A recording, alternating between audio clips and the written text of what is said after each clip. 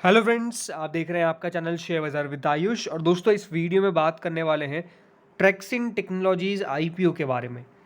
दोस्तों, ट्रैक्सिन technologies IPO जो है वो कल से आपको ओपन होता हुआ देखने को मिलने वाला है। तो इस वीडियो में हम यही बात करने वाले हैं कि किस प्रकार की बेसिकली ये कंपनी, बिकॉज कमेंट्स बहुत आ रहे हैं इसको लेकर कि इसके अंदर हमको अप्लाई करना है या नहीं करना है, पैसा बन पाएगा या नहीं बनेगा, अच्छा कंपनी है, खराब कंपनी है। वैसे तो एक पूरा डिटेल वीडियो ऑलरेडी आउट हो चुका है, लेकिन इसमें मेनली हम बात करेंगे ऑन द फाइनल आउटपुट कि इसमें करना क्या है, हमको लगाना चाहिए इस आईपीओ के अंदर या फिर नहीं।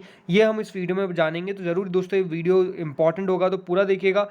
फ्रेंड्स, चैनल से पहली बार अगर आप जुड़े हो, चैनल को ज़रूर सब्सक्राइब कर लीजिएगा। अगर आपको ये वीडियो बढ़िया लगे तो वीडियो को लाइक करके आप ज़रूर जाइएगा। तो दोस्तों, डिटेल में तो हमने पहले ही बात कर रखी है, लेकिन एक ब्रीफ में आपको बताता हूँ कि कंपनी बेसिकली करती क्या है। कंपनी का काम है डेटा ड्रिवन।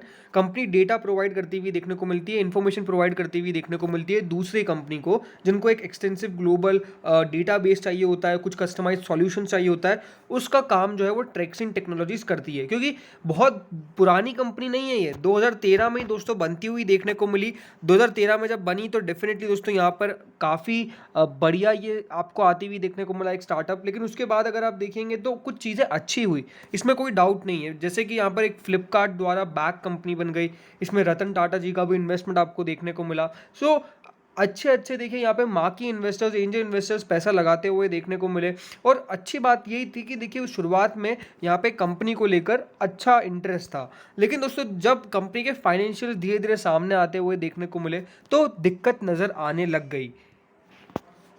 जब दोस्तों कंपनी के नंबर्स निकल के आए तो ये साफ साफ नज़र आया कि कंपनी के नंबर्स इतने अच्छे नज़र नहीं आ रहे हैं। कंपनी के एसेट्स बढ़िया थे, ये अच्छी बात है, क्योंकि आपको कंपनी बढ़िया देखने को मिलेगी एसेट्स में। तो रेवेन्यू समझिए, कंपनी का रेवेन्यू 31 मार्च 2020 में 6 करोड़ का था, जो अगले साल 55 करोड़ का हो गया। यानी कंपनी ने एक बहुत ही बेहतरीन यहाँ पर अपने रेवेन्यू के अंदर जंप दिखाया। यानी इसको एक बिल्कुल मल्टी टाइम्स फोल्ड जो कंपनी का रेवेन्यू है वो बढ़ गया। उसके अगले साल आपको देखने को मिलेगा 65 करोड़ रेवेन्यू हो गया। लेकिन अगर आप क्वार्टरली नंबर्स पर नजर डालेंगे तो साल भर साल के हो गए पूरे, ठीक है। क्वार्टरली नंबर्स पे आप दोस्तों नजर डालेंगे तो कंपनी का जो रेवेन्यू था 30 जून 2021 को करीबन 15 करोड़ का, 30 जून 2022 को मात्र 19 करोड़ का ही आया। यानी ग्रोथ अगर आप देखेंगे ना वो, तो वो बिल्कुल यहाँ पर मिसिंग है। अगली बात क्या थी? प्रॉफिटेबिलिटी। प्रॉफिटेबिलिटी तो देखिए कंपनी में है ही नहीं, कंपनी एक लॉस मेकिंग है। 54 करोड़ रुपीस का लॉस दोस्तों कंपनी ने 31 मार्च 2020 में रिपोर्ट किया। 31 मार्च 2021 में 4 करोड़ का कंपनी ने लॉस रिपोर्ट किया। उसके बाद आपको देखने को मिलेगा 4 करोड़ 80 लाख का रिपोर्ट किया कंपनी ने लॉस। तो लगातार एक लॉस मेकिंग कंपनी है। 30 जून 2021 में कंपनी का जो लॉस था वो करीबन 80 लाख का आता हुआ देखने को मिला। लेकिन इस बार जब 30 जून 2022 के नंबर्स निकल के आए तो कंपनी का जो मुनाफा था वो आ गया पहली बार, बट 90 लाख का ही था। तो नंबर्स जैसा मैंने कहा कि बहुत अच्छे नज़र नहीं आते हैं। कंपनी के पास रिजर्व्स बढ़िया आपको देखने को मिलते हैं, करीबन 12 करोड़ रुपए की रिजर्व्स अभी आपको देखने को मिलेगा। और कंपनी की नेट वर्थ निकालने जाए तो करीबन 22-23 करोड़ के लगभग पहुंचती है। तो यही दिक्कत वाली बात है कि दोस्तों नंबर्स भी ज़्यादा अच्छे नहीं थे। ऐसा नहीं कि देखिए इस प्रकार की कंपनी हमारे मार्केट में ज़्यादातर लिस्टेड है, नहीं है ज़्यादा लिस्टेड, लेकिन जो कंपनी वैल्यूएशन ऑफर करती है, again important point, the valuation game. तो वैल्यूएशन में आए सबसे पहले तो जो कंपनी फेस वैल्यू ऑफर कर रही है वो सिर्फ ₹1 प्रति शेयर। अब कंपनी ने प्राइस बैंड रख दिया ₹80 प्रति शेयर का। दोस्तों, ये ₹80 प्रति शेयर का जो वैल्यूएशन कंपनी के द्वारा रखा गया, ये अपने आप में दिखाता है कि प्रमोटर्स क्या करना चाह रहे हैं। क्योंकि ये पूरा आईपीओ क्या है, ओएफएस है। 309 करोड़ का 309 करोड़ दोस्तों जो कंपनी ला रही है वो पूरा का पूरा ओएफएस है, ऑफर फॉर सेल। यानी जो कंपनी के एग्जिस्टिंग शेयर होल्डर है, यानी एग्जिस्टिंग कंपनी के प्रमोटर्स है, वो आपको देखने को मिलेगा। Basically promoters, not share holders, promoters दोस्तों यहाँ पे आपको अपनी स्टेक कम करते हुए देखने को मिल रहे हैं। यानी प्रमोटर्स खुद ही बेचते हुए देखने को मिल रहे हैं अपनी कंपनी के शेयर्स। सो ये एक और दोस्तों एक बड़ा नेगेटिव पॉइंट है, बिकॉज प्रमोटर्स के पहले से ऑलरेडी जो यहाँ पर हिस्सेदारी है कंपनी के अंदर वो 50% थी। अब ये कम होकर कंपनी की जो हिस्सेदारी रह जाएगी वो 35% ही रह जाएगी। अब आप खुद समझ लीजिए कि कंपनी के प्रमोटर्स से भी विश्वास जो है वो आता हुआ देखने को नहीं मिलता है।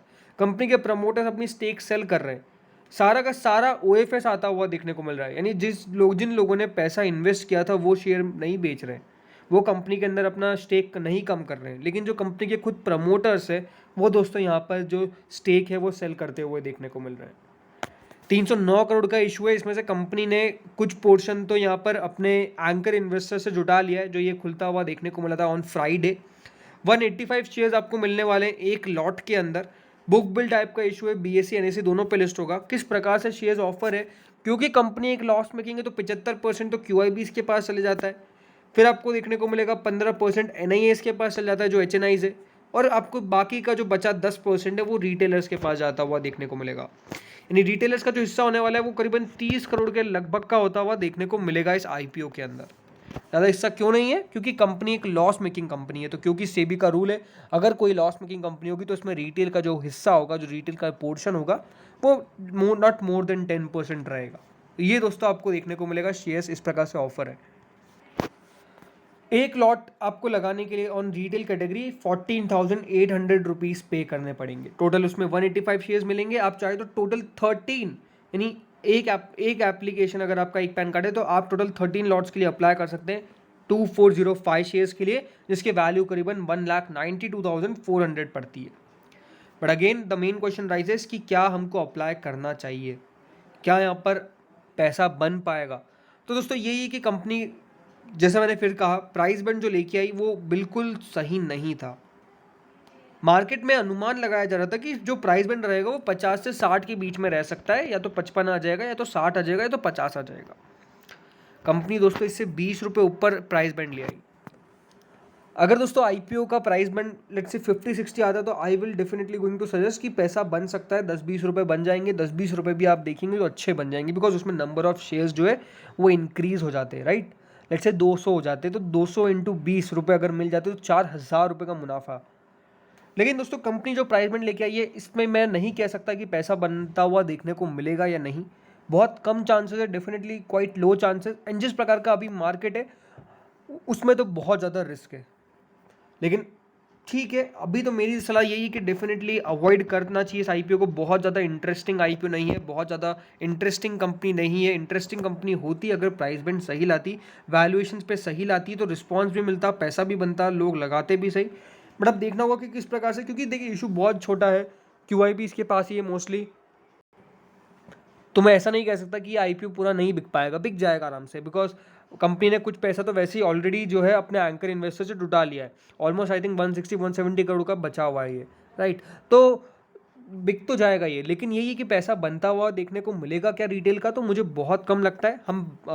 अभी तो जैसे मैंने कहा कि मेरा डिसीजन यही है कि अप्लाई नहीं करना चाहिए, लेकिन लगातार जब यहाँ पर आता हुआ देखने को मिलेगा सब्सक्रिप्शन, तब हम ज़रूर बात करेंगे। डेली सब्सक्रिप्शन के ऊपर इसके वीडियोज़ आएगा, तो बिल्कुल चैनल के साथ जुड़े रहिएगा।